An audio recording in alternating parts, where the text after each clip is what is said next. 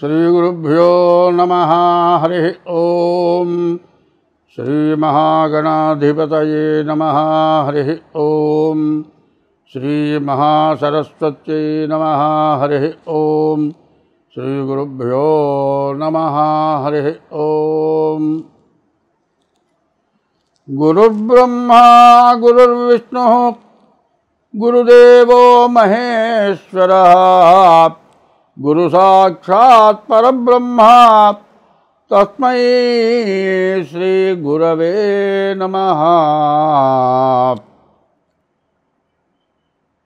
అన్నదానము కన్నా అధిక దానము లేదు, తల్లిదండ్రుల కన్న దైవమేది, సత్యశీలత కన్న జగతీత పంబేది, దయ కంటే ఎక్కువ ధర్మమేది, సుజన సంగతి కన్న చూడలాభంబేది, క్రోధంబు కన్న శత్రుత్వమేది, అంగనామణి కన్న అభినవమణి ఏది, రుణము కంటెను నరునకు రోగమేది, ధరణి అపకీర్తి కంటెను నరకమేది, సర్వదా కీర్తి కంటెను స్వర్గమేది, సర్వలోకాభిరామ శ్రీరంగధామ.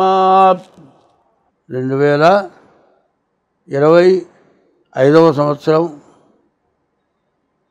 16 నుంచి 37 వరకు పక్ష ఫలితాలు.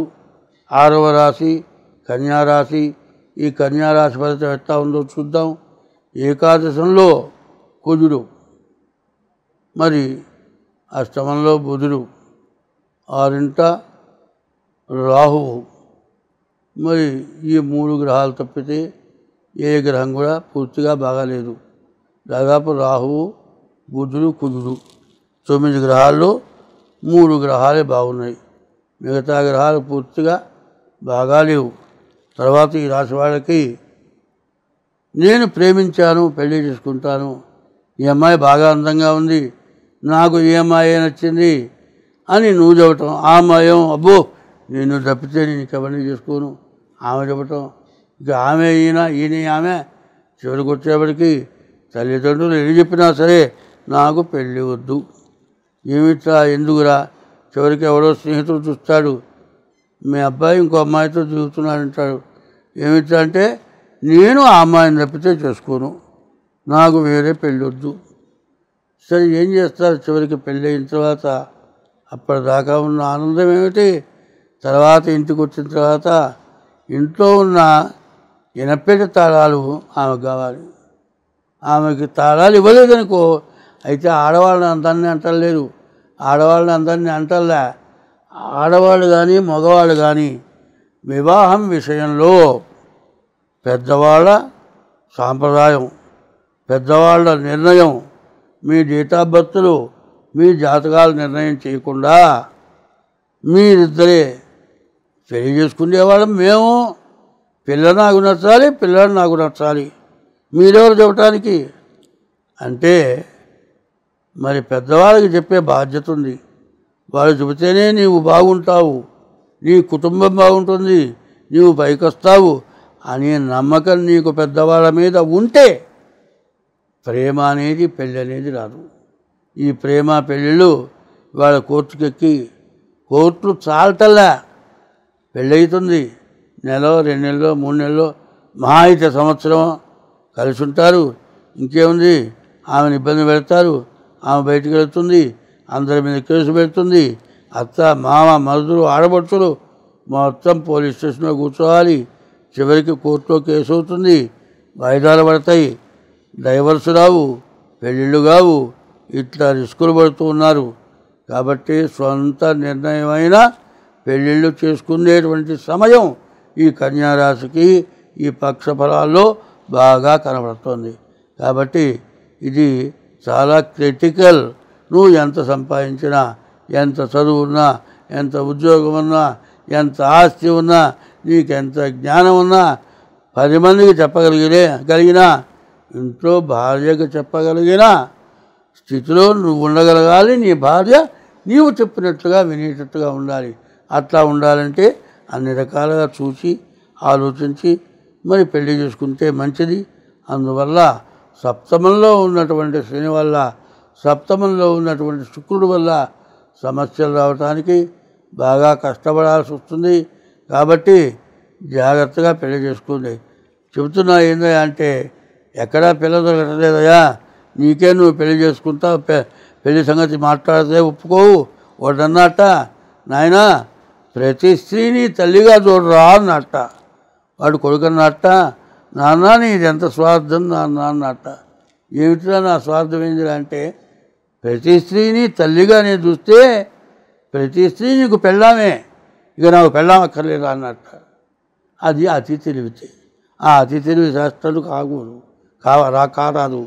ఎందుకంటే పెద్దవాళ్ళు బాగా ఆలోచించి మంచి నిర్ణయం తీసుకుంటారు. నిర్ణయంతో పెళ్ళి జరగాలి, మీరు బాగుండాలి అనే ఉద్దేశంతో చెప్పే మాట. ఏకాదశిలో కుజుడున్నాడు. ఏకాదశిలో కుజుడుంటే భూదేవత తల్లితో సమానమైంది, తల్లి కంటే మించింది. మనకు ఏది కావాలన్నా కూడా ఇచ్చేది భూదేవతే. తినే ఆహారం దగ్గర నుంచి, నీళ్ళ దగ్గర నుంచి అన్నీ భూదేవత ఇస్తుంది. ఆ భూదేవత మహాతల్లి. ఆ మహాతల్లి ఆశీర్వచనం ఈ కన్యారాశి వాళ్ళకి ఏకాదశిలో ఉన్న నీచలో ఉన్న కుజుడైనా కూడా ఎంతో మేలు చేస్తాడు. కాబట్టి మరి తల్లికి ఓర్పు ఉంటుంది, శాంతం ఉంటుంది. కాబట్టి ఇట్లాంటి సమయంలో పెళ్లి చేసుకోవాలంటే జాగ్రత్తగా పెద్దవాళ్ళ నిర్ణయం తీసుకోవటం, మీ జాతకాలు చూపించుకొని పెళ్లి చేసుకోండి. మీకు అన్ని విధాలా బాగుంటుంది. వ్యాపారస్తులు చాలా బాగుంది. మోటార్ ఫీల్డ్ వాళ్ళకి ఇంకా బాగుంది. ఇళ్ళు బిల్డింగులు కట్టి అమ్మేటువంటి వాళ్ళకి, బిల్డర్స్కి, ఇంటికి సంబంధించిన సామాగ్రి అమ్మే వాళ్ళకి అందరికీ కూడా చాలా బాగుంది. ఇప్పుడు 2024 నుంచి కూడా 2030 వరకు కూడా జరిగిన కొద్ది సంవత్సరాలు పూర్తిగా మనందరినీ కష్టాల్లోకి పంపించేటువంటి సంవత్సరాలు. కష్టాలు అంటే 8 రకాలు చెప్పారు. అష్ట కష్టాలు అంటారు. ఆ అష్ట కష్టాలు డబ్బులున్నా, భార్య ఉన్నా, పిల్లలున్నా, ఇల్లున్నా, విద్య ఉన్నా, ఉద్యోగం ఉన్నా, ఎంత డబ్బున్నా కాదండి, కొండంత బంగారం ఉన్నా. కొండంత బంగారం కొండ మీద కూర్చుంటే తినటానికి అన్నా అన్నం వస్తుందా? అన్నం తిన్నంత బంగారం అనే తినగలుగుతాడా? తిని అరిగించుకోగలుగుతాడా? కాబట్టి కష్ట సమయాలు ఇవి. ఇప్పుడు జరుగుతున్నది అందరికీ కూడా తెలుసు. ఉగ్రవాదుల యొక్క బాధతోటి సరిగా చెప్పాలంటే ఎవ్వరూ ఓర్చుకోలేనటువంటి, కనీసం హిందూ దేశంలో ఉన్నటువంటి ముస్లిమ్స్ కూడా ఇది తప్పు, దీనికి తగినటువంటి ప్రాయశ్చిత్తం జరగాల్సిందే అని కోరుకుంటున్నటువంటి మహోన్నతమైనటువంటి సమయం. ఈ సమయం ప్రతీకారం తీర్చుకుంటామంటాం కాదు కావాల్సింది. మొన్న ఒక అమ్మాయి అక్కడ భర్తని చంపారు. అతను కూడా మిలిటరీ మ్యానే. భర్త చచ్చిపోయినందుకు, తనకు భర్త లేనందుకు కాదు, శాంతి కావాలని కోరుకుంది. ప్రతీకారం తీర్చుకోమని కోరుకోలే.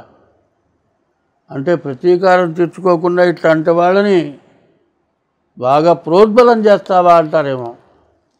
అది మనం ప్రోద్బలం చేస్తే అయ్యేది కాదు. ప్రోద్బలం చేస్తే ప్రతివాడు కూడా అటువంటి పని చేయడానికి ఇష్టపడడు. అది కాలచక్రం. ఈ కాలచక్రం ఇదే కాల సర్పం అన్నారు. కాలమే సర్పమే కాటేస్తుంది.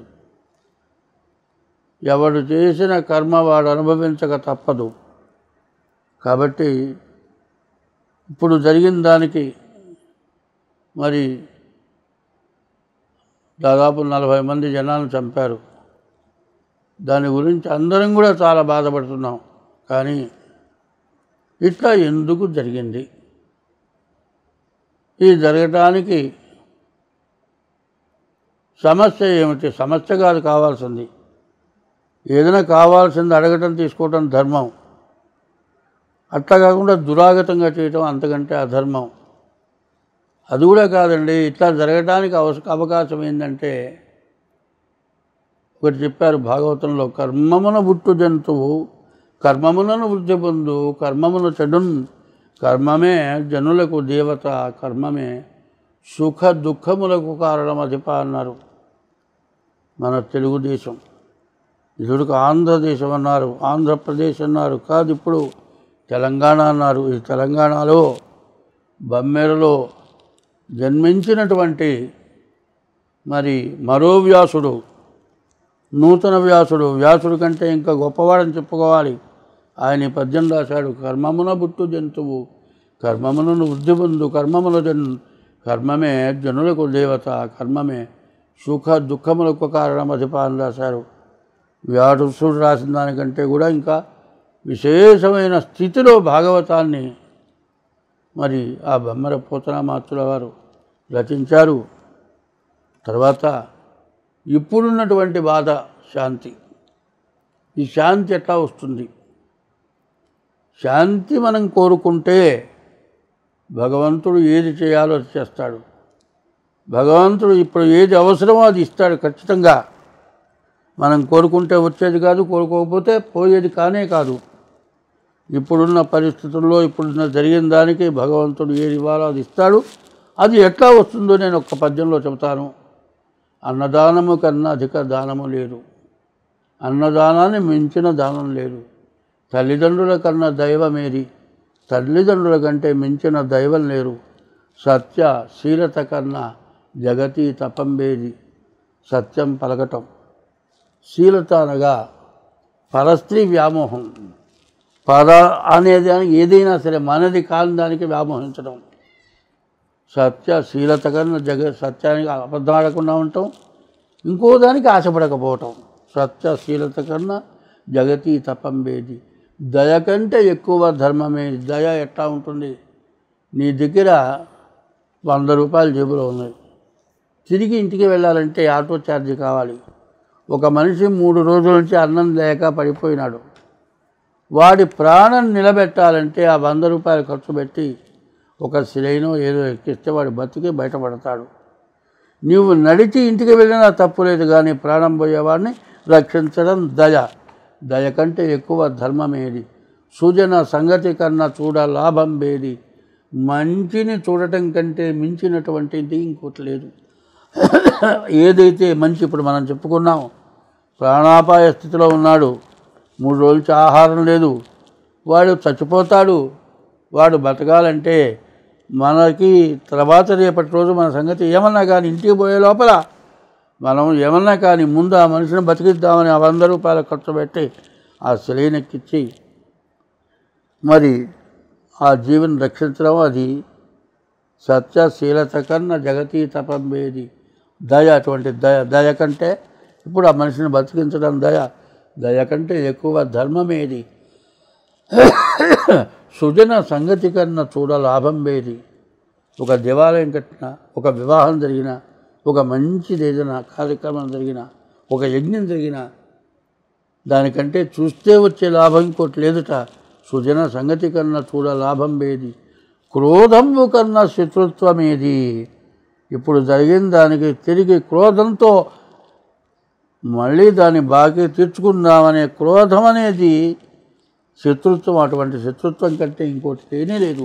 క్రోధము కన్నా శత్రుత్వమేది. అంగనామణి కన్నా అభినవమణి ఏది. అంగనామణి ఆడమనిషి కంటే వేరే మణి లేదుట. ఒక్కదానికి ఒప్పుకుంటున్నా నేను, వాళ్ళు మగవాళ్ళని అందరినీ చంపినా ఆడమనిషి జోలికి పోలేదు. అంగనామణి కన్నా అభినవమణి ఏది. రుణము కంటేనో నరునకు రోగమేది. రుణం కంటే రోగం ఇంకోట్లేదు. 24 గంటలు వాడు అడిగిన దానికి బాధ, తేలకపోయినందుకు బాకీ తీర్చలేనందుకు బాధ. ఈ బాధతో వ్యాధి. ధృణము కంటేను నరునకు రోగమేది. సర్వదా కీర్తి కంటేను స్వర్గమేది. సర్వలోకాభిరామ శ్రీరంగధామ. మంచి చేస్తే ఆ ఆనందం కంటే మించిన స్వర్గం లేదు. కాబట్టి ఇటువంటి ధర్మం ఉండాలి అంటే ముందు అందరూ అన్నదానం చేయండి. అన్నదానాన్ని మించినటువంటి శాంతి లేదు. కాబట్టి మనం అందరం బాగుండాలంటే ధర్మో రక్షతి రక్షితః, ధర్మో రక్షతి రక్షితః. ధర్మాన్ని నువ్వు రక్షిస్తే నిన్ను ఆ ధర్మం రక్షిస్తుంది. ధర్మో రక్షతి రక్షితః. మరి ధర్మస్య జయోస్తు, ధర్మం ఎప్పుడు జయిస్తుంది. అధర్మస్య నాశోస్తు, అధర్మం ఎప్పుడు నాశనం చేస్తుంది. ప్రాణిషు సద్భావనాస్తు, ప్రతి జీవరాశిని కూడా హింసించకుండా దాన్ని రక్షించటమే ప్రాణిషు సద్భావనాస్తు, ప్రాణిషు సద్భావనాస్తు. విశ్వస్య కళ్యాణమస్తు, విశ్వం ప్రపంచం మొత్తం ఆనందంతో తూగిపోతుంది. విశ్వస్య కళ్యాణమస్తు, విశ్వస్య కళ్యాణమస్తు. స్వస్తి.